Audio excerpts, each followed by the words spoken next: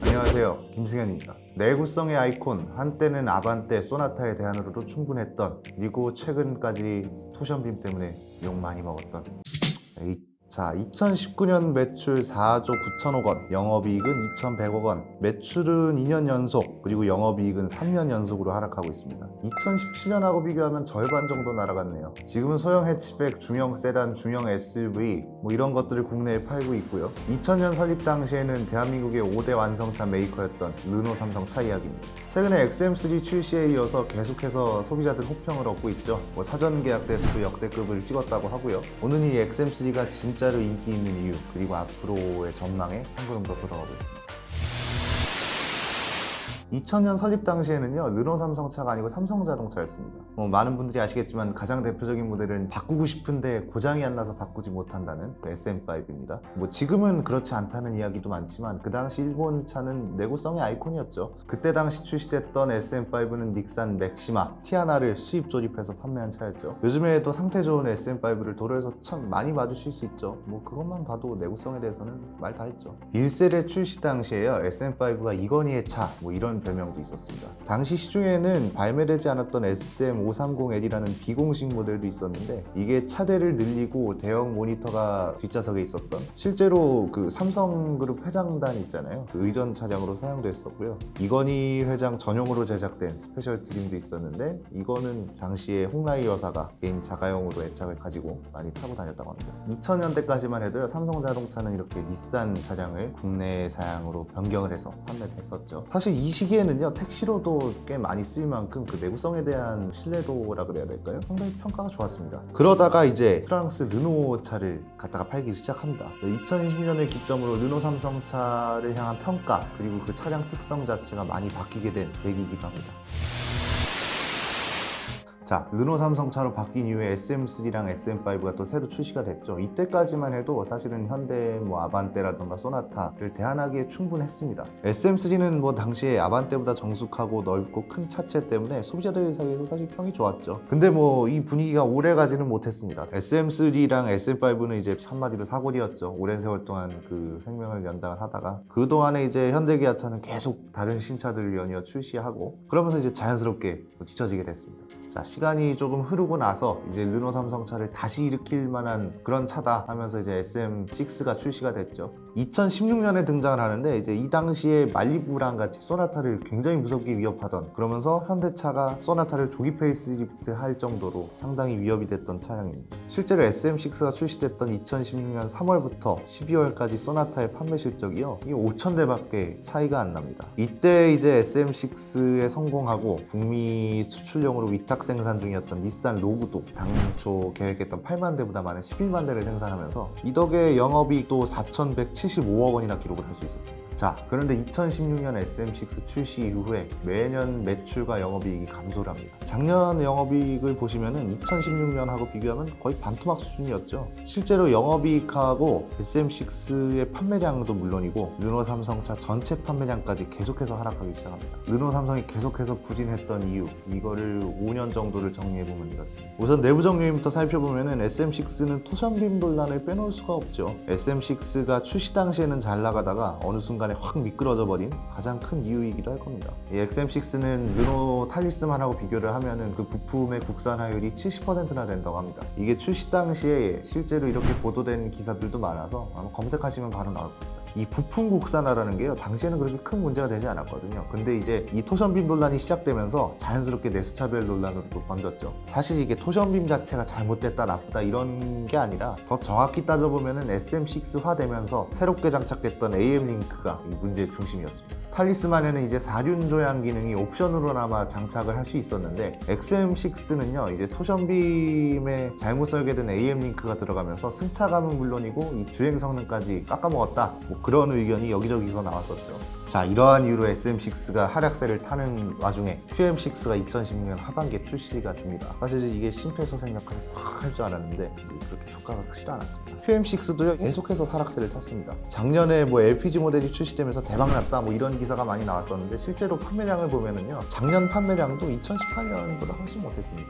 외부적인 요인은 사실 현대기아차가 제일 크겠죠. 한국에서 살아남으려면 어떻게든 뛰어넘어야 하는 존재죠. 현대기아차가 국내에서 진지하게 살아남을 수 있는 이유가 뭐 브랜드 인지도도 있겠지만 가장 빠른 시장 대응도 아마 한몫할 겁니다. 뭐 현재 진행형으로 남아있는 품질 문제 자체는 지적받아야 마땅하겠지만 냉정하게 말씀드리자면 고정 수요층만 잘 케어를 하면은 기업은 사실 그렇게 크게 흔들리지 않죠. 자, 내부적 요인인 토션빔 논란 이후에 뭐 SM6에 대한 인식도 많이 안 좋아지고 여기에 이제 뒤늦은 시장 대응이 계속 이제 반복이 되면서 판매량까지 하락을 하게 됩니다. 자, 그럼에도 월 2,000대는 계속 꾸준하게 팔리니까 이 르노 삼성이 바꿀 마음이 당연히 없었겠죠. 사실 이것도 냉정하게 살펴보면은 안정적으로 팔리는데 굳이 기업 입장에선 돈 들어가는 일을 할 이유가 없잖아요. 자, 이렇게 계속 큰 변화가 없는 와중에 현대기아차는 계속해서 신차를 출시를 합니다. 중형 SUV는 물론이고 중형 세단도 계속해서 풀체인지, 뭐 페이스리프트, 연식 변경이 계속해서 나오죠. 쉽게 말하자면 르노 삼성은 2016년에 신차 효과가 반짝 있었던 거고 현대기아차는 매년 신차 효과가 있었던 겁니다. SM6는 안 좋은 인식, 거기다가 시장 대응도 계속 늦는 와중에 여기에 같은 시장에서 싸우고 있는 다른 브랜드들은 계속해서 변화를 주고 있으니 소비자 입장에서는 이건 상품성 면에서 자꾸 차이가 이제 눈에 보이기 시작하죠. 이렇다 보니까 이제 출시 당시에는 말리부랑 뭐 현대기아차를 위협하는 존재다 뭐 이런 얘기도 많았었는데 사실 그 당시에는 거침없는 행보를 보여줬으나 이게 오래가지 못했습니다. 르노 삼성이요, 사실 SM6 말고 전체적으로 봤을 때 신차 대응이 그렇게 좋은 편은 아닙니다. 사실상 신차는 QM6나 SM6가 전부였고 뭐 SM3, SM5, SM7은 뭐 사골 중에 사골이었죠. 최근에는 결국 단종 소식을 알렸고요. 이 주력 모델 역할이라는 거를 분산시킬 만한 신차를 도입을 했어야 되는데 그 요구가 있었음에도 거기에도 이제 빠르게 응답을 하지 못했습니다. 기아차가 이제 카렌스를 단종하고 쉐보레가 올란도를 단종할 때쯤에 에스파스를 국내에 도입해달라는 목소리가 많았죠. 제 개인적으로도 사실은 이 당시에 르노 삼성 입장에서 에스파스를 도입하는 것 자체가 사실 기업 입장에서는 모험인데 이제 이 차를 도입함으로써 뭐 나중에 땅을 치고 후회할 것 같지는 않다는 생각이었습니다. 자, 올란도를 통해서 국내 7인승 MPV 시장이 열려 있다는 게 증명이 됐죠. 한때는 올란도가 한국 GM을 이끌어가는 주력 모델이기도 했고요. 비록 큰 상품성 개선이 없어서 판매량도 떨어지고 분산 공장 사태도 발생을 하면서 결국은 단종이 됐습니다. 그리고 최대 경쟁자인 기아차는 카렌스를 단종시켰고 국내 MPV 시장에서 상당 부분을 차지했던 올란도도 단종되는 마당에 어찌 보면 국내 7인승 MPV 시장은 비어있는 틈새 시장이나 다름없었습니다. 에스파스를 도입하면 이제 모델 라인업도 많아지기 때문에 잘 잡으면 정말 기회였습니다. 그러나 결국은 현실로 이어지지 못했습니다. 중형 세단은 뭐 승차감 논란에 SUV는 판매량도 변변치 못하고 신차 라인업도 없는 이런 회사에서 야심차게 신차를 하나 출시를 했습니다. 자, XM3 보기 좋은 디자인 그리고 가성비로 소비자들 사이에서 좋은 평가가 자자하고 사전 계약 대수도 르노 삼성 기준에서는 거의 역대급입니다. 역대급이라 부를 수 있는 이유가요, 셀토스는 사전 계약 8일 만에 3,000대를 기록했거든요. 근데 XM3는 12일 만에 5,500대를 기록을 했습니다. 사실 이거 기간을 감안하면 거의 뭐 비슷한 수치라 봐도 되겠죠. 최근 출시된 트레일블레이저랑은 사실상 수치로 쉐보레 사랑합니다. XM3가 인기 있는 이유는 간단합니다. 소비자 입장에서는 디자인이 보기 좋고요, 일단. 그리고 무엇보다 경쟁 모델보다 가격이 상당히 합리적이죠. 선택하지 않을 이유가 없는 겁니다. 사양이나 옵션 같은 상품성도 크게 뭐 뒤떨어지는 수준도 아니고요. 아마 저도 이 가격대의 차를 구매하려는 사람이었다면 충분히 고민 리스트에 올려놨을 것 같습니다.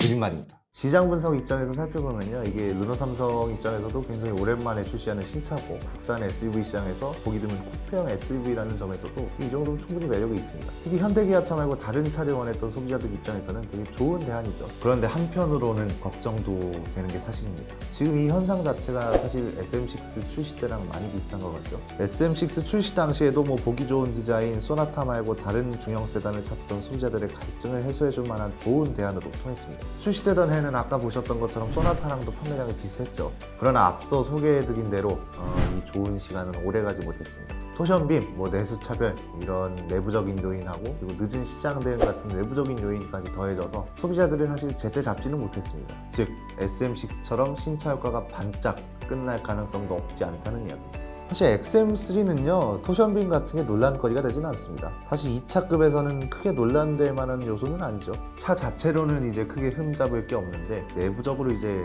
좀 치명적인 문제가 있습니다. 사전 계약 대수가 역대급이라는 거는 이제 그만큼 수요를 대응하기 위한 공급이 원활하게 되어야 한다는 이야기겠죠. 그런데 최근에 르노 삼성차 노조가 파업을 준비하고 있다는 소식이 전해지면서 이게 XM3 공급에 상당히 많은 차질이 우려되고 있는 상황입니다.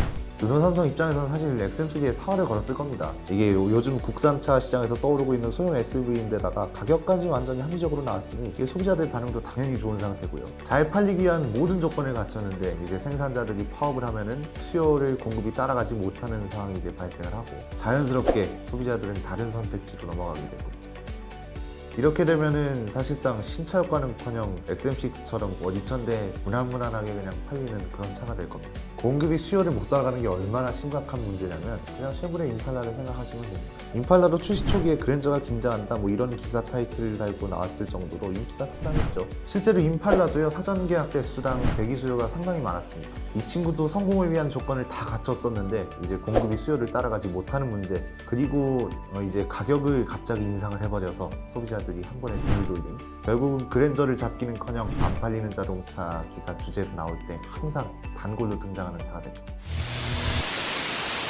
XM3는 지금의 인기를 얼마나 유지하느냐에 따라서 성공과 실패가 나뉠 것 같습니다. 이게 사실 간단하고 복잡한데 사실 차 자체만 놓고 보면 충분히 매력적이기 때문에 이게 상품성 측면에서도 크게 떨어지는 차가 아니고요. 실제로 소비자들의 선택도 많았기 때문에 이 차가 시장에서 통한다 이런 게 어느 정도 입증이 된 상태입니다. 그러나 제때 시장 수요를 대응하지 못하고 지금의 가성비라는 타이틀, 지금의 합리적인 가격이라는 타이틀을 오랫동안 유지를 못하면 당연히 소비자들이 등을 돌리겠죠. 경쟁 차종들하고 비교했을 때 상품성 개선도 빠르게 진행이 돼야 될 것 같고요. 무엇보다 지금의 XM3는 절실함이 느껴지기 때문에 사실은 소비자들이 선택을 하는 겁니다. 그거 절대로 잊지 않아야 하고요.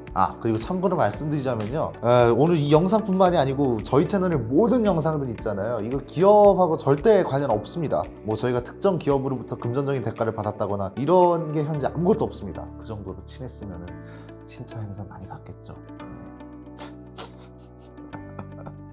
근데 저희는 거의 모든 자동차 제조사가 신차 행사 잘 안 부릅니다.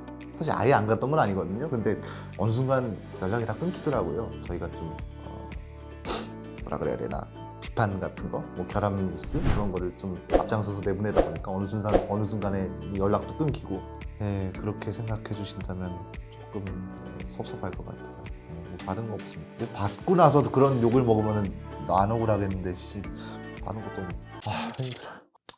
진짜 현대기아랑 뭐 르노 삼성, 쉐보레, 쌍용 이런 차들이 점유율을 고루고루 갖추고 있는 게 사실은 소비자 입장에서 많은 도움이 됩니다. 서로 경쟁을 해야지 이제 더 합리적인 가격에 더 좋은 상품성을 가진 차를 출시를 하려고 하겠죠. 어떤 이유에서든지 독점이라는 게 그렇게 당연히 좋은 것도 아니고요. 근데 모든 자동차 제조사들이요 댓글에 가끔 그런 얘기가 달리는데 현대기아 차가 좋아서 사는 게 아니고 르쌍쉐가 못해서 그런 거다. 이 얘기를 좀 이 자동차 기업들이 다 좀 깊이 고민을 해봐야 될 것 같습니다. 자, XM3를 향한 칭찬 여론이 굉장히 많습니다. 가격뿐만이 아니고 상품성도 괜찮다는 평가를 많이 받고 있죠. 저도 이 부분에 대해서는 크게 부정하고 싶지는 않습니다. 소비자분들도 많이 선택을 하셨으니 그만큼 이유가 있겠죠. 다만 여기서 한 가지 바라는 것은 지금의 신차 효과 그리고 긍정적인 여론들이 SM6 때보다는 좀 오래 갔으면 하는 바람입니다. 그러려면 르노 삼성도 SM6보다 가격이라던가 상품성이라든가 뭐 시장 대응 이런 것들을 더 신경을 써야겠죠. 그리고 초심 절대 잃지 말아야 하고요. 자, 오늘 내용은 여기까지입니다. 영상 내용이나 뭐 XM3 관련해서 여러분들의 의견들 댓글로 남겨주시면 감사드리겠고요. 오토포스트 비하인드 뉴스였습니다.